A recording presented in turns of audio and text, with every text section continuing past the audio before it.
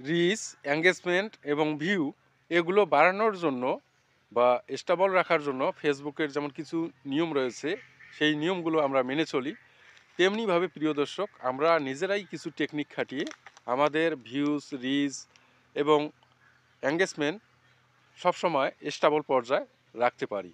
তো ধরুন আপনি কিন্তু একটি ভিডিও আপলোড করার পর ভিউজ, সেখানে সেই ভিডিওতে ভিউজ আশা করছেন, তেমনিভাবে অন্যরাও যদি ভিডিও আপলোড করে বা কন্টেন্ট আপলোড করে, সেখানে কিন্তু তারাও ভিউ আশা করে।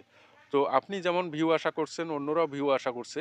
আর এই জায়গায় যদি আমরা একে অপরের কন্টেন্ট বা ভিডিওগুলো দেখার পর সেখানে গঠনমূলক কমেন্ট করি, লাইক করি, শেয়ার করি, তেমনিভাবে কিন্তু অন্যরাও আপনার ভিডিওতে লাইক, কমেন্ট, শেয়ার এগুলো করে থাকবে।